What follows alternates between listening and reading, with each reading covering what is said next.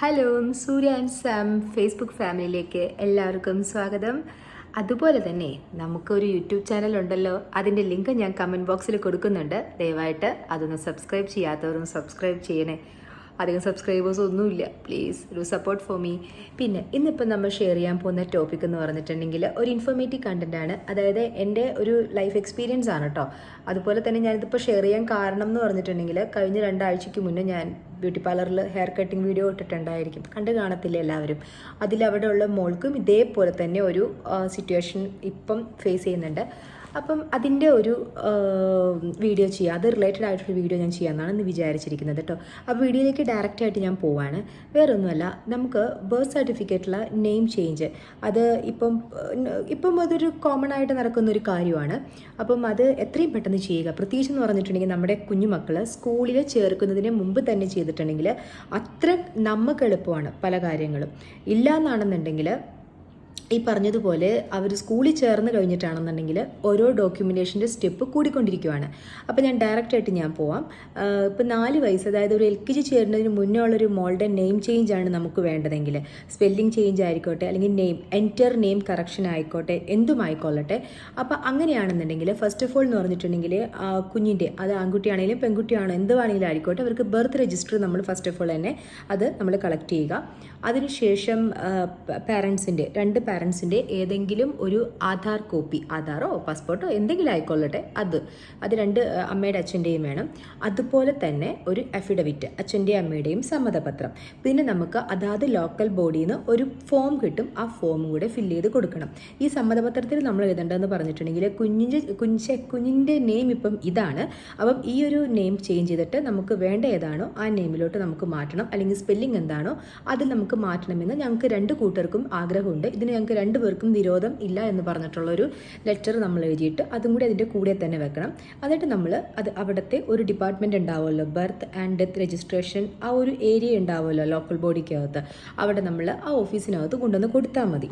അതാണ് നമുക്ക് 4 വയസ്സ് സ്കൂളിൽ ചേരുന്നതിന് മുന്നു വരെ അത്തരം കാര്യങ്ങൾ മതി. ഇപ്പോൾ നമ്മൾ സ്കൂളിൽ വാവേനെ ചേർത്തു, അപ്പോൾ അതിന് ശേഷം നമ്മൾ വിചാരിക്കുന്നു, ഒന്ന് സർനെയിം മാറ്റിയിട്ട് നമുക്ക് ഈ സർനെയിം കൊടുക്കണമെന്ന് നമ്മൾ ആഗ്രഹിക്കുകയാണ്. അച്ഛൻ്റെ അമ്മയ്ക്കും അതിനൊരു വിരോധവും ഇല്ല. അങ്ങനെയാണെന്നുണ്ടെങ്കിൽ നമുക്ക് ഈ മുന്നേ പറഞ്ഞ ഫോംസ്, അതായത് ബർത്ത് സർട്ടിഫിക്കറ്റ് വേണം, അച്ഛൻ്റെയും അമ്മയുടെയും ഏതെങ്കിലും ഒരു ID പ്രൂഫ് വേണം, അതുപോലെ തന്നെ ഒരു അഫിഡവിറ്റ്, അതായത് സമ്മതപത്രം വേണം, അതുപോലെ തന്നെ സ്കൂളിൻ്റെ പ്രിൻസിപ്പളിൻ്റെ കയ്യിൽ നിന്നും ഒരു അഫിഡവിറ്റ് വേണം. അതായത് കുട്ടി സ്കൂളിലാണ് പഠിക്കുന്നത്, കുട്ടീനെ ചേർത്തിരുന്ന സമയത്ത് ഈ പേരായിരുന്നു, ഇപ്പം ഇങ്ങനൊരു പേര് ചേഞ്ചിന് വേണ്ടിയിട്ട് ഒരു റിക്വസ്റ്റ് വന്നിട്ടുണ്ട്, അപ്പോൾ അതുകൊണ്ടിട്ട് സ്കൂളിന് എതിർപ്പില്ല എന്ന് പറഞ്ഞിട്ടുള്ളൊരു അഫിഡവിറ്റും കൂടെ നമ്മൾ സമർപ്പിക്കേണ്ടതാണ്. പിന്നെ അടുത്ത കേസ് എന്ന് പറഞ്ഞിട്ടുണ്ടെങ്കിൽ അച്ഛനോ അമ്മയോ ഏതെങ്കിലും ഒരു പാരൻറ്റ് എബ്രോഡാണെന്ന് കരുതിക്കൊള്ളട്ടെ. അങ്ങനെയാണെന്നുണ്ടെങ്കിൽ നമുക്ക് വേണ്ടതെന്ന് പറഞ്ഞിട്ടുണ്ടെങ്കിൽ ഇതുപോലെ തന്നെ കൊച്ചിൻ്റെ ബർത്ത് സർട്ടിഫിക്കറ്റ്, അതുപോലെ തന്നെ ID പ്രൂഫ്, 2 പേരുടെ ഓരോരോ ID പ്രൂഫ് വെച്ചിട്ട് വേണം. അതുപോലെ തന്നെ അഫിഡവിറ്റ് വേണം. അഫിഡവിറ്റിൽ നമ്മൾ പറഞ്ഞിട്ടുണ്ടാവണം അച്ഛൻ ഇവിടെ ഇല്ല, അച്ഛന് വേറെ എതിർപ്പൊന്നുമില്ല, അല്ലെങ്കിൽ അമ്മ ഇവിടെയില്ല, അമ്മയ്ക്ക് വേറെ എതിർപ്പില്ലെന്ന് അതിൽ മെൻഷൻ ചെയ്തിട്ടുണ്ടാവണം.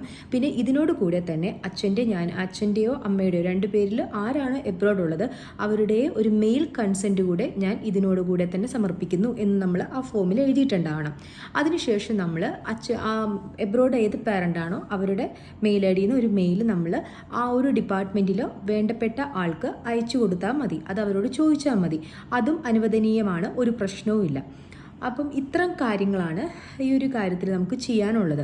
അപ്പം എൻ്റെ ഒരു അഭിപ്രായത്തിൽ കുട്ടീനെ സ്കൂളിൽ ചേർക്കുന്നതിന് മുമ്പ് തന്നെ നിങ്ങൾ ഈ പേര് കറക്ഷൻ തീരുമാനമാക്കി ചെയ്യുക, അതായിരിക്കും കുറച്ചും കൂടെ നല്ലത്.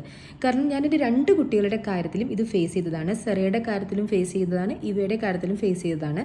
സെറയുടെ കാര്യത്തിൽ എന്ന് പറഞ്ഞിട്ടുണ്ടെങ്കിൽ സ്കൂളിൽ ചേർക്കും മുന്നായിരുന്നു, സോ അത് കുറച്ചുകൂടി ഈസി ആയിരുന്നു. SAIRA എന്നായിരുന്നു സെറയുടെ പേര് ആദ്യം. ഞങ്ങൾ ജസ്റ്റ് SERA എന്നാക്കി. വിത്തിൻ 15 ഡേയ്സിനുള്ളിൽ സംഭവം കറക്റ്റ് ചെയ്ത് കിട്ടും കേട്ടോ. നമുക്ക് 15 വർക്കിംഗ് ഡേയ്സ്, 15 എന്നുള്ള ചിലപ്പോൾ 20 ആയിരിക്കും, നമുക്കൊന്നും ചെയ്യാൻ പറ്റത്തില്ല. അതിൽ കൂടുതൽ എടുക്കുവാണ്, നമുക്ക് കോൾസ് ഒന്നും വന്നിട്ടില്ലെങ്കിൽ നിങ്ങൾ നേരിട്ട് ചെന്നിട്ട് അന്വേഷിക്കുക. പിന്നെ ഇവയുടെ കാര്യത്തിൽ ഇവ തെരേസ എന്നായിരുന്നു ഞാൻ ഇട്ടിരുന്നത്, ഇവ ഡിക്രൂസ് എന്നായിരുന്നു പിന്നീട് നമുക്കത് വേണ്ടത്. അപ്പം ഇവയുടെ കാര്യത്തിൽ ഇവനെ സ്കൂളിൽ ചേർത്തിട്ടായിരുന്നു ഈ ഒരു നമുക്കൊരു ആവശ്യം വന്നത്. സോ സ്കൂളിൻ്റെ കൺസെൻറ്റ്, അതായത് പ്രിൻസിപ്പളിൻ്റെ ഒരു അഫിഡവിറ്റും കൂടെ നമ്മൾ കളക്ട് ചെയ്തു. ഓക്കെ, ഇതാണ് കാര്യങ്ങൾ. അപ്പം എത്രയും പെട്ടെന്ന് തന്നെ നിങ്ങൾക്ക് അങ്ങനെ ചേഞ്ച് ഉണ്ടെങ്കിൽ അത് അനിവാര്യമായ രീതിയിൽ തന്നെ ആ കുട്ടിയുടെ ഫ്യൂച്ചറിനെ ബാധിക്കുന്ന രീതിയിൽ അല്ലാതെ ചെയ്യുക. ഫോർ എക്സാമ്പിൾ ഇപ്പം ഞാനൊരു ഫ്യൂച്ചറിനെ ബാധിക്കുന്നതെന്ന് പറഞ്ഞിട്ടുണ്ടെങ്കിൽ എൻ്റെയൊക്കെ കാര്യത്തിൽ എന്ന് പറഞ്ഞാൽ തോന്നിയതുപോലെ തോന്നിയ സ്ഥലത്ത് ഡോക്യുമെൻ്റ് ചെയ്തു. ഞാനത് ഇപ്പോഴും ഞാനതിൻ്റെ ചില കോൺസിക്വൻസസ് ഞാൻ ഫേസ് ചെയ്യുന്നുണ്ട്. പക്ഷെ ഇപ്പം ഞാൻ എന്നിട്ട് ഇപ്പം ഏകദേശം ഒറ്റ പേരിൽ നിൽക്കുന്നുണ്ട്. വേറെ ഒന്നുമല്ല, അതൊക്കെ നമുക്ക് വളരെ ഒരു ബുദ്ധിമുട്ടുള്ളൊരു കാര്യം തന്നെയാണ്. അത് പാരൻസ് ആരാണെന്നുണ്ടെങ്കിലും കറക്റ്റായിട്ട് തന്നെ അത് ക്ലിയർ ചെയ്ത് കൊടുക്കുക കുഞ്ഞുങ്ങൾക്ക്. നമ്മുടെ ഉത്തരവാദിത്വമാണ്. യാതൊരു കാരണവശാലും ആ ഒരു കാര്യത്തിൽ നമ്മൾ റിസ്ക് എടുക്കണ്ട.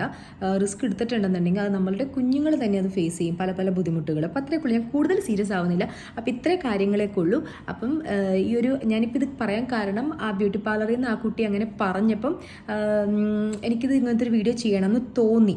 അതുകൊണ്ടിട്ട് ഞാനൊന്ന് ജസ്റ്റ് ഒന്ന് ഇൻഫോം ചെയ്തതന്നേ ഉള്ളൂ. അപ്പം ഇത്ര നേരം കണ്ട എല്ലാവർക്കും താങ്ക്സ്. അപ്പം ഇനിയും എന്നെ സപ്പോർട്ട് ചെയ്യണം. അപ്പം മറക്കണ്ട, യൂട്യൂബ് ചാനൽ ദയവായിട്ടും സബ്സ്ക്രൈബ് ചെയ്യണം. ഷോർട്സൊക്കെ നിങ്ങൾ കാണുന്നുണ്ടെന്ന് തോന്നുന്നു, ലൈക്ക് ചെയ്യുക, കമൻറ്റ് ചെയ്യുക. ബോറാണെങ്കിൽ ബോറാണെന്ന് കമൻറ്റ് ചെയ്ത് നമ്മൾ ഇമ്പ്രൂവ് ചെയ്യാൻ ശ്രമിക്കാം. അത്രയേ ഉള്ളൂ. ബൈ.